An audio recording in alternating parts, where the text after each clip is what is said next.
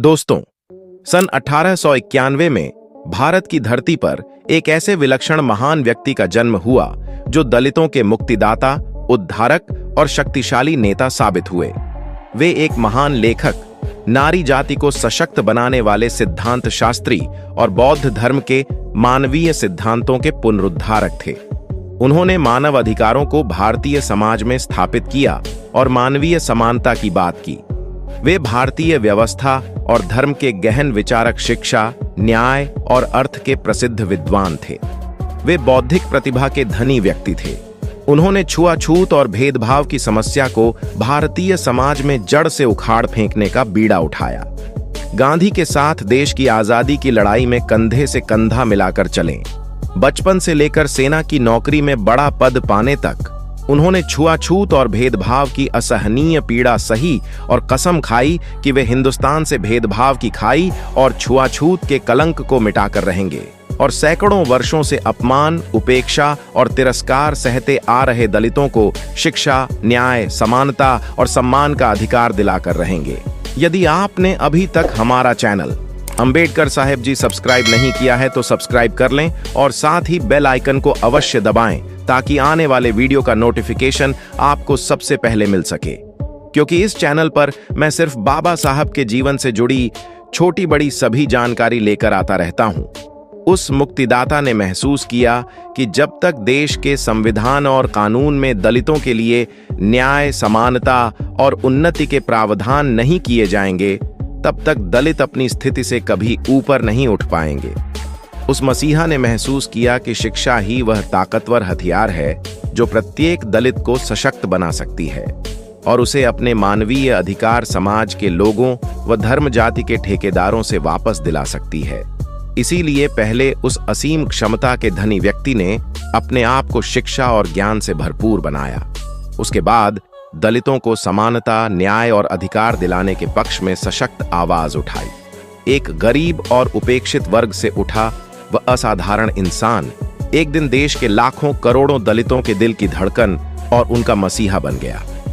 जी हां दोस्तों, हम बात कर रहे हैं बाबा साहब अंबेडकर की, जिन्हें डॉक्टर भीमराव अंबेडकर भी कहा जाता है। वे भारतीय संविधान के निर्माता थे। स्वतंत्र भारत के वे पहले कानून मंत्री बनाए गए। भारतीय संविधान के निर्माण के बाद उन्होंने हिंदू कोड बिल भी बनाया था। डॉक्टर अंबेडकर का जन्म आज से 134 साल पहले उस कालखंड में हुआ था जब हमारा भारत देश अंग्रेजों का गुलाम था तथा हमारे देश के लोग ब्रिटिश साम्राज्यवाद की पीड़ा भुगत रहे थे। तब अंग्रेज लोग तो भारतीयों पर जुल्म करते ही थे, लेकिन भारत के ऊंची जाति के स्वर्ण लोग भी अछूत या निम्न वर्ण के लोगों को घृणा की दृष्टि से देखते थे। अछूत जनों को वे अपने कुएं और नल से पानी भी नहीं लेने देते थे और उन्हें छूना बहुत बड़ा पाप समझते थे। छुआछूत और असमानता के ऐसे युग में मध्य प्रदेश के महू नामक स्थान में एक ऐसे महामानव का जन्म हुआ जो दलित वर्ग के लिए मुक्तिदाता साबित हुआ और उनके महान कार्यों के कारण दलित समाज के लोग उन्हें भगवान मानकर पूजने लगे। उस महापुरुष का नाम डॉक्टर भीमराव अंबेडकर था। डॉक्टर अंबेडकर का जन्म 14 अप्रैल 1891 में हुआ था। वे अपने माता पिता की 14वीं और आखिरी संतान थे, लेकिन उनके अधिकांश भाई बहन कुछ समय तक जीने के बाद परलोक से धार गए थे। उनके पिता का नाम रामजी मालोजी सकपाल और मां का नाम भीमाबाई था। दोस्तों, भीमराव के पिता कहने को तो मिलिट्री में सूबेदार थे, लेकिन उन्हें वेतन बहुत ही कम मिलता था। 15 साल सेना में नौकरी करके जब वो रिटायर हुए तो अपने गांव महू आ गए। डॉक्टर अंबेडकर के पिता के मन में अपने बच्चों की परवरिश और पढ़ाई लिखाई की चिंता थी, लेकिन इसके लिए न तो उनके पास पर्याप्त पैसा था और न ही महू। गांव में बच्चों के लिए स्कूल की सुविधा नहीं थी। आखिरकार रामजी मालोजी सकपाल ने अपना गांव छोड़कर सतारा शहर जाने का निर्णय लिया ताकि वे शहर में आजीविका का कोई कार्य या नौकरी कर सकें और अपने तीनों पुत्रों को किसी अच्छे स्कूल में दाखिला करा के उनका भविष्य संवार सके। भीमराव के पिता जानते थे कि हम महार जाति से हैं और उनकी जाति के लोगों को देश में अछूत माना जाता था। डॉक्टर अंबेडकर के पिता सोचते थे कि यदि मेरे पुत्रों ने शिक्षा ग्रहण नहीं की तो उन्हें आगे चलकर भूख, गरीबी और कष्टों का सामना करना पड़ेगा। अगर वे कुछ पढ़ लिख गए तो हो सकता है कि किसी दफ्तर में बाबू बन जाएं और इज्जत से जीना सीख जाएं।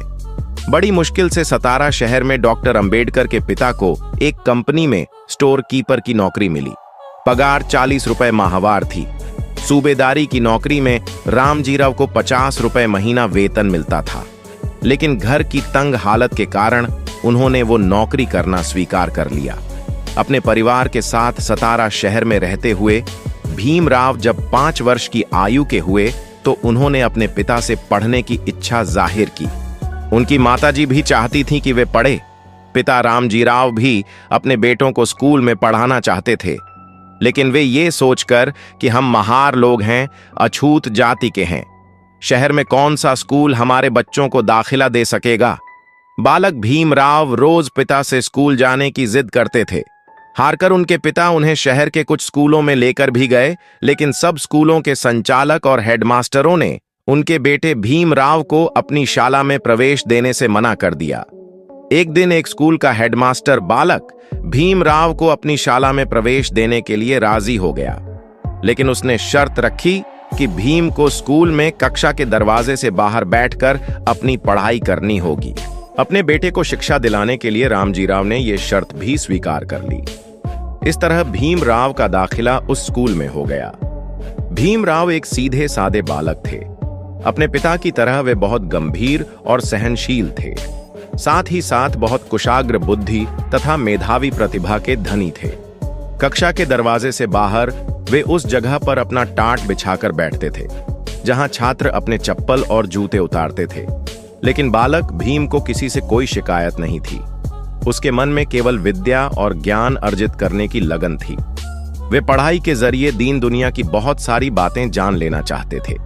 भीमराव और रोज सुबह समय से पहले स्कूल पहुंचते और अपनी कक्षा के बाहर दरवाजे पर बैठकर शिक्षकों द्वारा पढ़ाए जाने वाले पाठों को बड़े ध्यान से एकाग्रता पूर्वक सुना कर दे।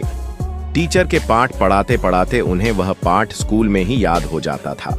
उन्हें घर पर अलग से उस पाठ को रटकर याद करने की आवश्यकता नहीं पड़ती थी। टीचर उनसे पाठ के संबंध में जो जो सवाल पूछते थे उसका भीमराव एकदम सही सही जवाब दे दिया करते थे। एक दिन गणित के अध्यापक ने एक प्रश्न ब्लैकबोर्ड पर लिखा और भीमराव को उसे हल करने के लिए बुलाया। भीमराव बड़े गर्व के साथ उठकर कक्षा के भीतर दाखिल हुए और जैसे ही ब्लैकबोर्ड की ओर बढ़े, कक्षा के सभी बच्चे चिल्ला चिल्ला कर कहने लगे, मास्टर जी, भीमराव अछूत है। ब्लैकबोर्ड के पास हमारे खाने के टिफिन रखे हुए हैं। इसकी परछाई से हमारे टिफिन का खाना अपवित्र हो जाएगा।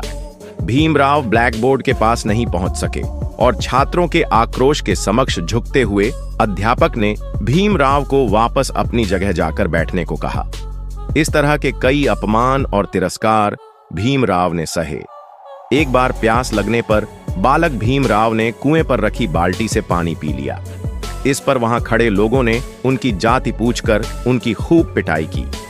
एक दिन स्कूल के और बच्चों को रिक्शे पर बैठा देखकर भीमराव के मन में भी रिक्शे की सवारी करने की इच्छा हुई। उन्होंने सड़क पर जाते हुए एक रिक्शे को हाथ देकर रोका और कहा कि मुझे मेरे घर तक ले चलो, मैं तुम्हें रिक्शा का किराया दूंगा। रिक्शे वाले ने बालक भीम को अपने रिक्शे में बैठा लिया और रिक्शा खींचने लगा। रिक्शा चलाते हुए बातों ही बातों में उसने भीमराव से उसका परिचय और जाति आदि के बारे में पूछा। भीम को स्कूल की ड्रेस में देखकर उसने सोचा था कि ये बच्चा ऊंची जाति का होगा, लेकिन जब उसे पता चला कि ये बालक महार है तो उसने भीमराव को डांटते फटकारते हुए तुरंत अपने रिक्शे से नीचे उतार दिया। उसके बाद वो रिक्शा वाला बोला, तू अछूत होकर मेरे रिक्शे में बैठा, अब मैं तुझे इसका दंड दूंगा। अब तू यह रिक्शा खींचेगा और मुझे अपने घर तक ले चलेगा। मैं तुझसे रिक्शा का किराया भी 2 गुना वसूल करूंगा। इतना कहकर रिक्शे वाला रिक्शे की पिछली सीट पर बैठ गया। रिक्शे वाले के क्रोध से घबराकर बालक भीमराव अपने हाथों से रिक्शा आगे की ओर खींचने लगे। नन्हे भीमराव ने महसूस किया कि शहर के ऊंची जाति के लोग उनकी आवाज सुनकर अपवित्र हो जाते हैं और यदि किसी सवर्ण को छू ले तो वो अपवित्र हो जाता है। कई बार नहाने के बाद ही इन लोगों के शरीर से अपवित्रता मिट पाती है। बचपन में भीमराव अंबेडकर ने छुआछूत और भेदभाव की जो पीड़ा सही, वह उनके जीवन के लिए अभिशाप न बनकर आगे चलकर वरदान साबित हुई। इसी पीड़ा ने उनको अन्याय और कुरीतियों से लड़ने की ताकत दी, दलितों को भारतीय समाज में समानता का अधिकार और न्याय दिलाने के संघर्ष शक्ति प्रदान की। भीमराव ने स्कूल में एक एक करके 4 कक्षाएं अच्छे नंबरों से पास की और वे 5वीं कक्षा में आ गए।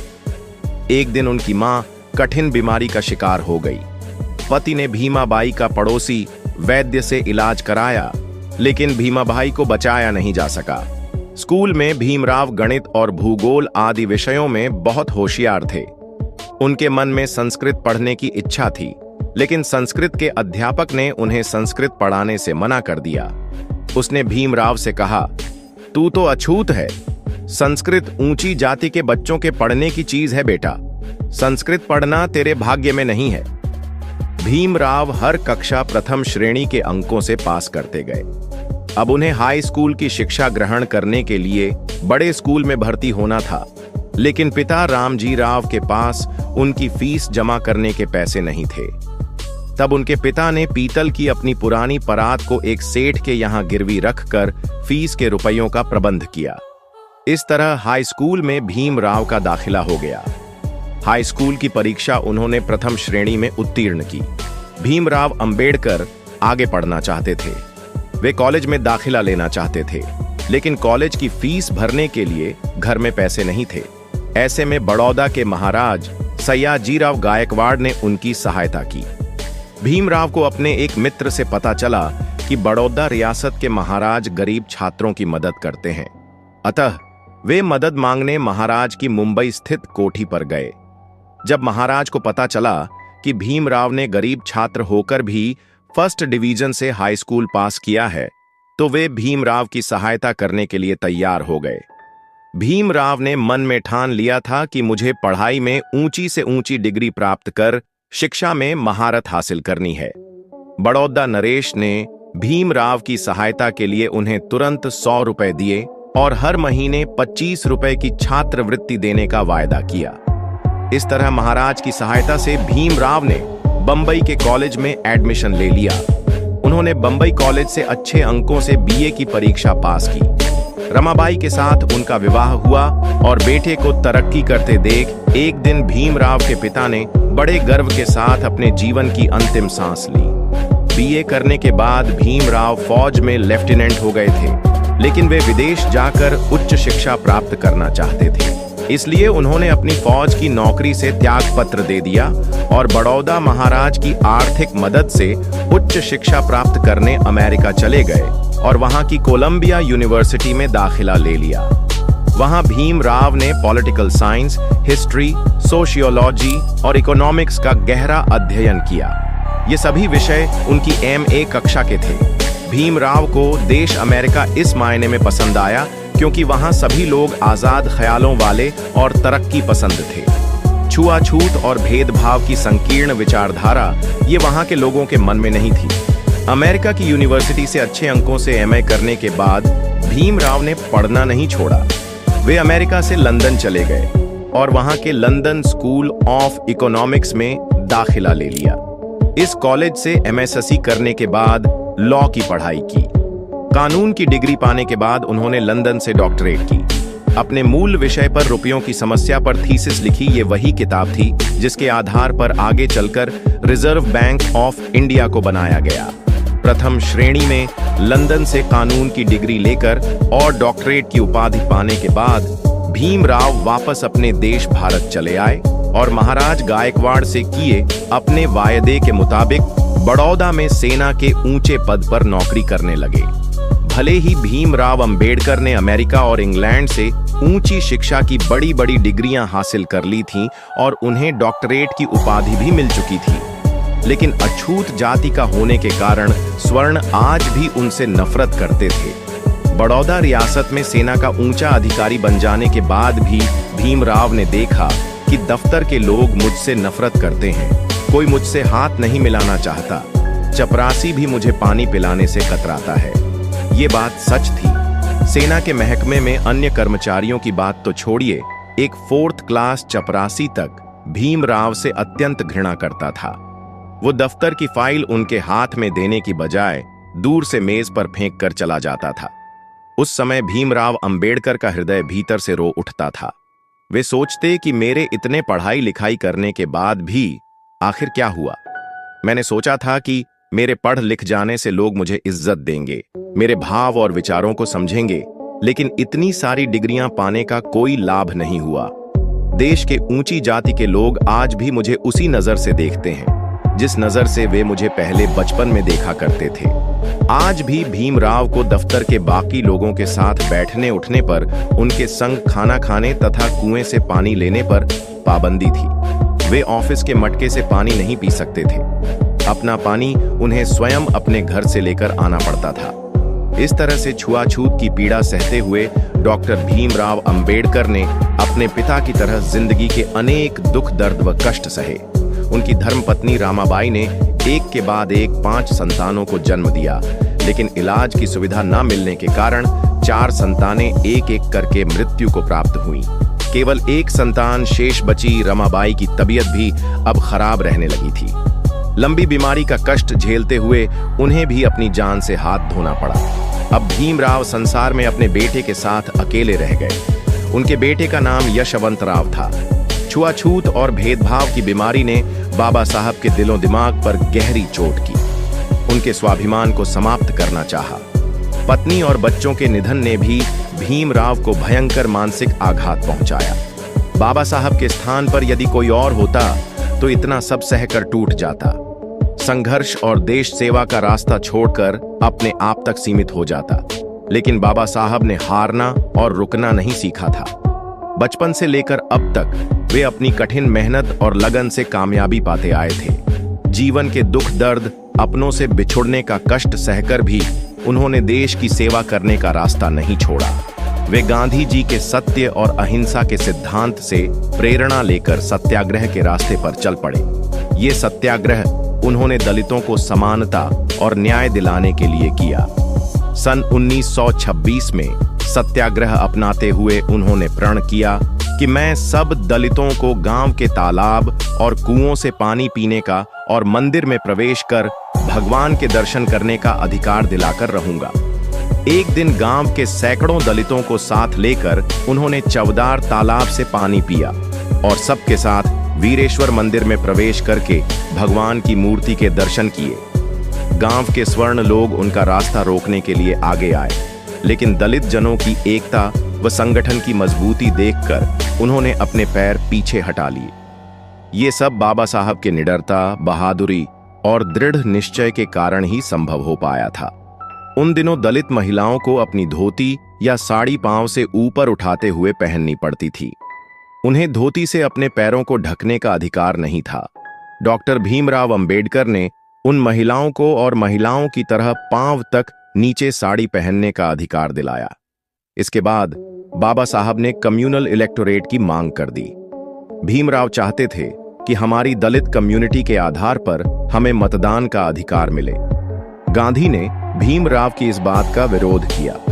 गांधी सर्वधर्म समभाव में विश्वास करते थे।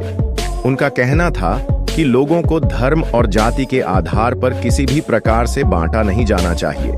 लंदन में जब दूसरा गोलमेज सम्मेलन हुआ तो डॉक्टर भीमराव अंबेडकर उस सम्मेलन में भाग लेने गए। उन्होंने पहले गोलमेज सम्मेलन में भी ब्रिटेन के किंग जॉर्ज पंचम के सामने अछूतों की समस्या की बात उठाई थी। दूसरे गोलमेज सम्मेलन में बाबा साहब ने पुरजोर तरीके से किंग जॉर्ज पंचम से आग्रह किया कि अछूतों के लिए निर्वाचन क्षेत्र अलग होना चाहिए। गांधी जी ने उनकी बात पर आपत्ति प्रकट करते हुए कहा, मैं अलग निर्वाचन क्षेत्र की तुम्हारी बात मानने के लिए तैयार नहीं हूं। अंबेडकर, तुम कहते हो कि तुम यहां अछूतों का प्रतिनिधित्व करने आए हो, लेकिन तुम तो हिंदू धर्म को बांट रहे हो, देश के टुकड़े टुकड़े करना चाहते हो। मैं अछूतों को ईसाई और मुसलमान बना दूंगा, लेकिन हिंदू धर्म को खंडित नहीं होने दूंगा। लेकिन इंग्लैंड के किंग जॉर्ज पंचम ने गांधी जी की आपत्ति की ओर अधिक ध्यान नहीं दिया और उन्होंने डॉक्टर अंबेडकर की सभी शर्तें स्वीकार करते हुए कहा, भारत के अछूतों को अलग निर्वाचन क्षेत्रों के द्वारा आरक्षण दिया जाता है। गांधी किसी भी प्रकार से अछूतों को अलग से आरक्षण देने पर तैयार नहीं थे। उन्होंने वायसरॉय को पत्र लिखा और कहा कि दलित वर्ग को अलग से आरक्षण देकर आप देश के साथ बहुत अन्याय करेंगे। इस तरह हमारा भारत टुकड़ों में बंट जाएगा। मैंने किंग के निर्णय के विरुद्ध आमरण अनशन शुरू कर दिया है। जब अछूतों के पृथक निर्वाचन क्षेत्र को लेकर गांधी जी ने आमरण अनशन आरंभ किया तो पूरे देश में खलबली मच गई। तब कांग्रेसी नेता इस समस्या के ऊपर गहराई से विचार करने लगे। सबने तय किया कि इस बात को लेकर मुंबई में एक विशाल सभा का आयोजन होना चाहिए। शीघ्र ही मुंबई में इस समस्या को लेकर एक बड़ी सभा आयोजित की गई।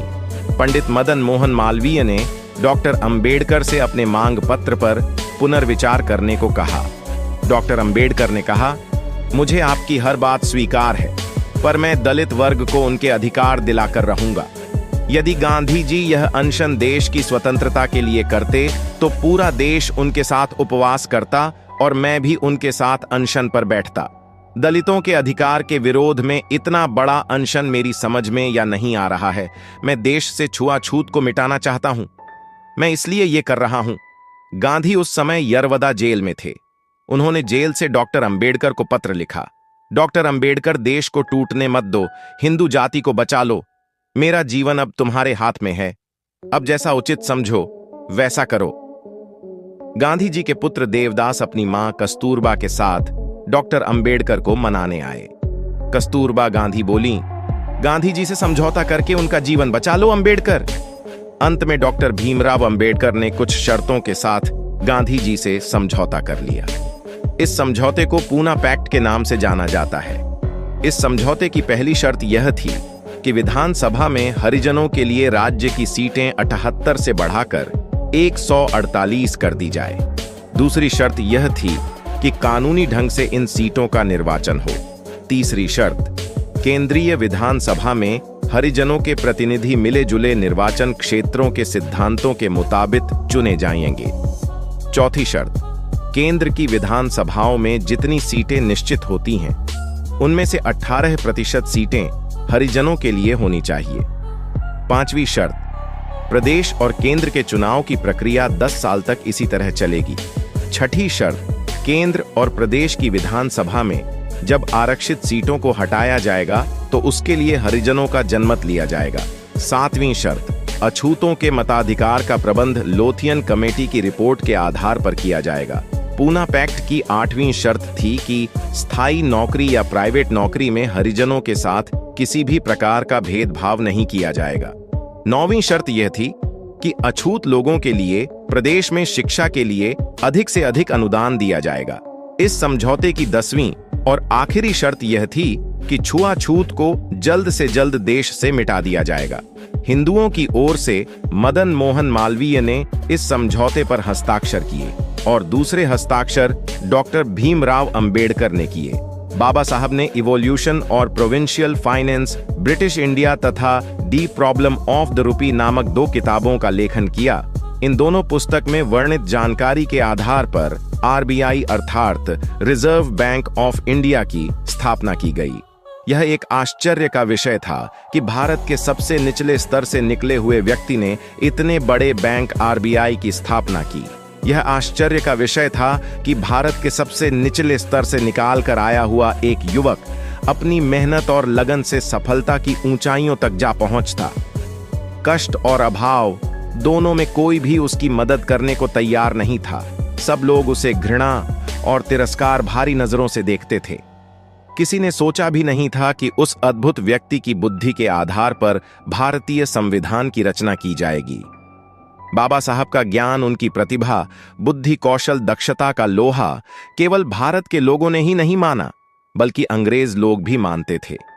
सन 1947 में भारत ने अंग्रेजों की वर्षों की गुलामी से आजादी पाई। हमारा देश अब स्वतंत्र हो चुका था। भारत को आजादी मिलने के बाद जवाहरलाल नेहरू गांधी के पास पूरी कैबिनेट की लिस्ट लेकर पहुंचे। उन्होंने लिस्ट के सारे नाम पढ़कर गांधी को सुनाए। गांधी जी बोले कि तुम्हारे इस लिस्ट में डॉक्टर अंबेडकर का नाम कहां है? गांधी ने नेहरू को समझाया, यह तुम्हारी कैबिनेट नहीं है, यह आजाद भारत की कैबिनेट है। गांधी की इच्छा थी कि डॉक्टर अंबेडकर को कैबिनेट में होना चाहिए। नेहरू जी ने गांधी जी की बात मानकर अंबेडकर को अपने मंत्रियों की कैबिनेट में ले लिया और भीमराव अंबेडकर को कानून मंत्री बनाया। न केवल कानून मंत्री बल्कि संविधान निर्मात्री सभा का अध्यक्ष भी डॉक्टर अंबेडकर को बना दिया गया। भारत के राष्ट्रपति राजेंद्र प्रसाद ने डॉक्टर अंबेडकर को भारत का संविधान बनाने की जिम्मेदारी सौंपी। डॉक्टर अंबेडकर ने बड़ी ही गंभीरता के साथ संसार के अन्य कई देश के संविधानों की अच्छाइयां ढूंढकर भारत के लिए एक नया संविधान तैयार किया है। उन्होंने 24 घंटे में से 18 घंटे कठोर परिश्रम करके इस महान कार्य को पूरा किया। स्वतंत्र भारत का नया संविधान बनाकर जब उन्होंने उसे प्रधानमंत्री जवाहरलाल नेहरू और राष्ट्रपति डॉक्टर राजेंद्र प्रसाद के सामने प्रस्तुत किया तो सभी लोगों ने डॉक्टर अंबेडकर की प्रशंसा की। उस समय डॉक्टर अंबेडकर संविधान बनाने के लिए रात और दिन एक कर रहे थे। उस समय उनकी तबीयत ठीक नहीं रहती थी। फिर भी उन्होंने अपने स्वास्थ्य की परवाह न करके राष्ट्र सेवा के इस महान कार्य को पूरा किया, क्योंकि वे जानते थे कि स्वतंत्र हुए भारत को इसी संविधान के आधार पर भविष्य में सैकड़ों वर्षों तक सुख, शांति, समृद्धि, प्रेम और भाईचारे के पथ पर, न्याय, समानता और निष्पक्षता के पथ पर चलना है। आगे चलकर डॉक्टर अंबेडकर ने हिंदू कोड बिल का निर्माण किया और महिलाओं के न्याय व अधिकारों के समर्थन में भी कई कानून का निर्माण किया। डॉक्टर अंबेडकर सही मायने में न्यायवादी और मानवतावादी थे। उन्होंने वकालत भी इसलिए आरंभ की थी ताकि वे समाज के कमजोर, निम्न और पिछड़े वर्ग को अछूत वंचित समझे जाने वाले लोगों को न्याय दिला सकें। ऐसे लोगों की प्रार्थना, पुकार और आवाज को देश में तब कोई सुनता ही नहीं था। कमजोर लोगों की आवाज को अक्सर ढबा दिया जाता था। ऐसे में डॉक्टर अंबेडकर गरीबों, दलित, वंचित एवं पिछड़े वर्ग के लोगों की आवाज बने। कमजोर लोगों को सशक्त और सक्षम बनाने के लिए उन्होंने संविधान में कई प्रस्ताव रखे और कानूनों में बदलाव किए। कानून मंत्री होने के कारण ही भीमराव यह सब कुछ कर पाने में सक्षम हो पाए। शिक्षा ने उन्हें यह सब करने का, वंचितों और अछूतों के हक की लड़ाई लड़ने का सामर्थ्य प्रदान किया। भीमराव अंबेडकर ने देश के कमजोर हिस्से को ऊपर उठाया। वह जानते थे कि जब तक ऐसे असहाय लोगों को ऊपर नहीं उठाया जाएगा तब तक हमारा देश किसी भी तरह तरक्की नहीं कर पाएगा। जब देश का अंतिम व्यक्ति अपना विकास करेगा तभी पूरे देश में खुशहाली आ सकेगी। यही कारण था कि भीमराव अमीर और संपन्न लोगों की परवाह नहीं करते थे। उन्हें देश के गरीब, दलित, असहाय और अन्याय की पीड़ा झेल रहे लोगों की खूब चिंता थी। वे जानते थे कि भले ही हमारा देश अंग्रेजों की गुलामी से आजाद हो चुका है, लेकिन आजाद होने के बाद भी वंचित और दलितों को स्वतंत्रता, समानता और खुशहाली के साथ जिंदगी जीने के अधिकार नहीं मिल सके हैं। वंचित वर्ग में शोषण, उपेक्षा, अपमान और अन्याय की मार झेल रही महिलाएं भी शामिल थीं। डॉक्टर भीमराव अंबेडकर बड़े ही सहनशील व्यक्ति थे और सहनशील होने के साथ ही साथ गांधी जी की तरह सत्य और अहिंसा के रास्ते का अनुसरण करने वाले भी थे। बचपन से लेकर सेना में बड़ा पद पाने तक उन्होंने अनेक प्रकार के भेदभाव, तिरस्कार, अपमान, अपशब्द और कठोर वचन सहे, लेकिन अपने मुख से कभी कोई कटु वचन नहीं बोले। कभी गाली गलौज की भाषा का प्रयोग नहीं किया, क्योंकि वे जानते थे कि गाली अथवा अपशब्दों से प्रतिकार करने से बात नहीं बनेगी। इससे अपने दलित समाज को सही न्याय नहीं दिलाया जा सकेगा और ना ही प्रतिशोध के रास्ते पर चलकर उन्हें ऊपर उठाया जा सकेगा। मुझे तो जड़ से भेदभाव और छुआछूत की समस्या नष्ट करनी है। कोई ऐसा महान कार्य करके दिखलाना है जिससे मेरा दलित समाज सदियों तक अपना सिर ऊंचा करके चल सके, समाज के अन्य वर्ग के लोगों के साथ कदम से कदम मिलाकर चल सके और भारत का महान संविधान बनाकर उन्होंने ये अद्वितीय कार्य संभव कर दिखाया। 26 जनवरी 1950 को जब भीमराव अंबेडकर द्वारा बनाया गया संविधान देश में लागू हुआ तो दलितों के चेहरे प्रसन्नता से खिल उठे। अन्याय, भेदभाव और तिरस्कार की मार झेल रहे वंचित वर्ग के चेहरों पर खुशियां छा गईं। संविधान के रूप में उन्हें सक्षम और सम्मानपूर्ण जिंदगी जीने के कई अधिकार प्राप्त हो चुके थे। डॉक्टर अंबेडकर ने अपने जीवन और आचरण में हमेशा सहनशीलता के गुण का इस्तेमाल किया। उनके भाषण, लेख और किताबों में तथा संविधान के विभिन्न अनुच्छेदों में भी हमें उनकी सहनशीलता, संयम, धीरज व गंभीरता के महान गुणों के दर्शन होते हैं। गांधी जी की तरह अहिंसा को वे मानव का सबसे बड़ा धर्म या परम धर्म मानते थे। उन्होंने देखा कि बौद्ध धर्म आज के समय में भी सबसे अधिक उदार और सहनशील है। ये धर्म मानव के बीच किसी भी तरह का भेदभाव नहीं करता, किसी को छोटा या किसी को बड़ा नहीं समझता, चाहे मनुष्य किसी भी जाति या धर्म का हो। बौद्ध धर्म सभी को गले लगाता है। यही कारण वे थे कि बाबा साहब ने हिंदू धर्म त्याग कर बौद्ध धर्म ग्रहण करने का निर्णय लिया। 14 अक्टूबर 1956 को उन्होंने नागपुर में बौद्ध धर्म की दीक्षा ली। उनको दीक्षा देते समय बौद्ध भिक्षु चिंतामणि ने उनसे पूछा, तुम सत्य का पालन कर सकोगे? सत्य मेरी मां है, भीमराव ने उत्तर दिया। भिक्षु चिंतामणि ने पुनः पूछा, कटुवाणी सह सकोगे? मेरे लिए अब इस संसार में कुछ भी कटु नहीं रहा। हाथ में भिक्षा पात्र लिए, पीले वस्त्र पहने मुंडित शीश अंबेडकर ने उत्तर दिया। इसके बाद भिक्षुक चिंतामणि ने उन्हें बौद्ध धर्म की दीक्षा दी। अब बाबा साहेब देश के सामान्य व्यक्ति, नेता और किसी के पैरोकार नहीं रहे, बल्कि वे आत्मवत सर्वभूतेषु अर्थात सभी प्राणियों को अपने समान देखने वाले आध्यात्मिक हो गए। बौद्ध धर्म की पुस्तकों का गहराई से अध्ययन मनन करके उन्होंने समतावादी गहन दृष्टि प्राप्त की। अब बाबा साहब के लिए कोई अपना या कोई पराया नहीं रहा था। सब उनके अपने हो गए थे और वे सबके हो गए थे। बौद्ध धर्म स्वीकार कर लेने के बाद सभी के प्रति प्रेम, क्षमा और दया का भाव उन्होंने अपने हृदय में धारण किया। डॉक्टर भीमराव अंबेडकर शिक्षा शक्ति के जीते जागते उदाहरण थे। शिक्षा उनके जीवन का सबसे अधिक महत्वपूर्ण और अभिन्न हिस्सा थी। शिक्षा ने इन्हें तार्किक शक्ति, बौद्धिक ताकत और मनन करने की योग्यता प्रदान की। कोलंबिया यूनिवर्सिटी ने इन्हें number 1 scholar in the world की उपाधि प्रदान की। शिक्षा के बल पर ही भीमराव ने समाज के दलित और निचले तबके को ऊपर उठाकर उन्हें समर्थ और योग्य बनाया। बाबा साहब की योग्यता, राष्ट्र सेवा और समाज हित में किए गए उनके महान कार्यों को देखते हुए उन्हें सर्वोच्च नागरिक सम्मान भारत रत्न से विभूषित किया गया। दोस्तों, बाबा साहब अंबेडकर जैसे विशेष महान प्रतिभाएं लोगों को न्याय और अधिकार दिलाने के लिए, उन्हें संघर्ष और सच्चाई के पद पर चलाने के लिए ही पृथ्वी पर जन्म लिया करती हैं।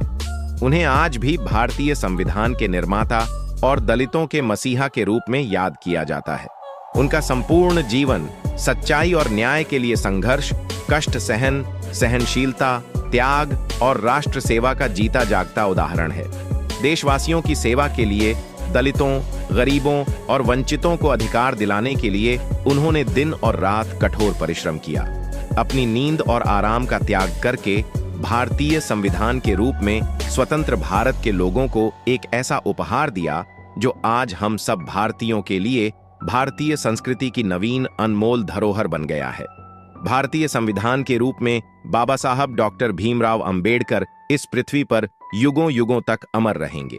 अपने द्वारा बनाए गए संविधान और कानूनों के रूप में बाबा साहब आज भी दलितों और वंचितों के लिए प्रेरणापुंज एवं शक्ति के स्रोत हैं। उनके त्याग, संयम, सहनशीलता, गंभीर राष्ट्र सेवा और उत्थान कार्यों को शत शत नमन। यदि आपको हमारे द्वारा बनाया गया यह वीडियो पसंद आया हो और आप चाहते हैं कि हम आपके लिए रोजाना ऐसा ही वीडियो लाते रहें, तो आप हमें आर्थिक मदद कर सकते हैं। दिए गए QR कोड को स्कैन करके हमें आर्थिक मदद भेज सकते हैं, जिसकी हमें इस समय बहुत आवश्यकता है। बाबा साहेब पर बनाया गया हमारा ये वीडियो कैसा लगा, आप हमें कमेंट करके जरूर बताएं। दोस्तों, आज की वीडियो में बस इतना ही। इस चैनल पर मैं सिर्फ बाबा साहेब के जीवन से जुड़ी छोटी बड़ी सभी जानकारी लेकर आता रहता हूँ। यदि आप बाबा साहब को पसंद करते हो और इनके बारे में और अधिक जानना चाहते हो, तो हमारे अंबेडकर साहेब जी YouTube चैनल को सब्सक्राइब कर ले। वीडियो को पूरा देखने के लिए धन्यवाद। उम्मीद करता हूँ आपके विचार भी बाबा साहब की तरह अच्छे होंगे।